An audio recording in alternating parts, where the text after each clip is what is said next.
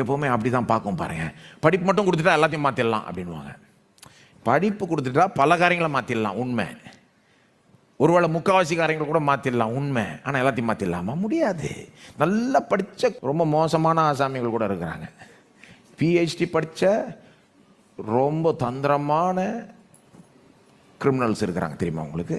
படிக்காத கிரிமினல்ஸும் இருக்கிறாங்க. அப்போ அதெல்லாம் முட்டாள்தனம்.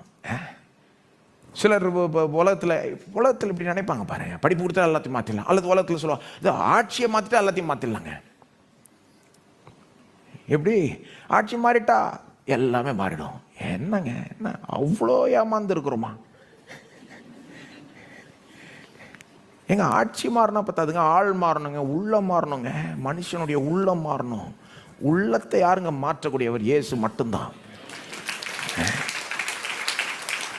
அப்போ உலகத்தார் அந்த மாதிரி சிந்திக்கிறாங்க பாருங்க. இது மட்டும் இருந்துட்டு எல்லாத்தையும் பண்ணிடலாம், எல்லாத்தையும். அப்படி நாம சிந்திக்க கூடாது. முட்டாள்களா இருக்கக்கூடாது. நாம அதெல்லாம் முக்கியம் கிடையாதுன்னு சொல்லக்கூடாது. இல்லை அதெல்லாம் முக்கியம். படிப்பு முக்கியம், பணம் முக்கியம், பதவி முக்கியம், அதெல்லாம் முக்கியங்க. அது வச்சுக்கிறது தப்புன்னு சொல்ல அப்படி நினைச்சிடாதீங்க. நான் இப்படி சொல்றதுனால அது வச்சுக்கிறது தப்பு நான் சொல்றேன் கிடையாதுங்க. ஏங்க, இயேசுக்கு இல்லாத பதவியா? இயேசுக்கு இல்லாத பணமா? இயேசுக்கு இல்லாத செல்வாக்கா? எல்லாமே அவருக்கு தான். எல்லா மற்றவங்களை விட அவருக்கு தான் அதிகமாக இருக்கு. பதவியும் சரி, பணமும் சரி. அங்கே பிலாத்துக்கு முன்னால் கை கட்டி நிற்கிறாரு. ஏன்னா இயேசுக்கு பதவி இல்லைன்னு நினைக்கிறீங்களா? இயேசுக்கு என்ன பணம் இல்லைன்னு நினைக்கிறீங்களா? இயேசுக்கு என்ன இல்லைன்னு நினைக்கிறீங்க? சிலர் யோசித்துக்கிறாங்க, இயேசு ஒரு ஏழையாக சுற்றி தெரிஞ்சுக்கிட்டு இருந்தார். பாவம், அவருக்கு தலை சாய்க்கிறது கூட இடம் இல்லை, பைசா இல்லாமல் காலி பாக்கெட்டோட போயிட்டு இருந்தார் அப்படின்னு. பாருங்கள், பெரிய பெரிய பணக்காரங்கள்லாம் சும்மா பணத்தை பாக்கெட் ஃபுல்லாக பணமோட போயிட்டு இருக்க மாட்டாங்க, ஃப்ரீயாக போவாங்க. ஏன்னா சுற்றி இருக்கிற பணம் எல்லாம் அவங்களுக்கு தான்.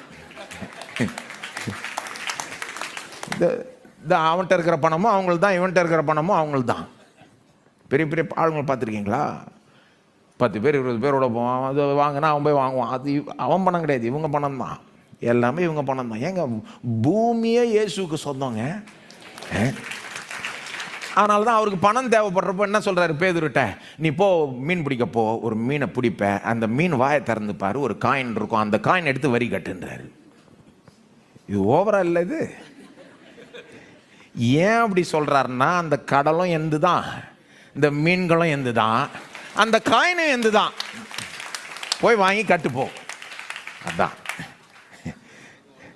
அது ஒரு விஷயமே கிடையாது. பூமியே அவருக்கு சொந்தம். அப்போ வச்சுக்கிறது தப்புன்னு சொல்ல, ஆக்சுவலா கிறிஸ்தவர்கள் வச்சுக்கிறது தான் நல்லதுன்னு நான் நினைக்கிறேன். It's not wrong to have them, it's wrong for those things to have us. அதுங்க நம்மளை வச்சுக்க கூடாது, அதுங்க பிடியில.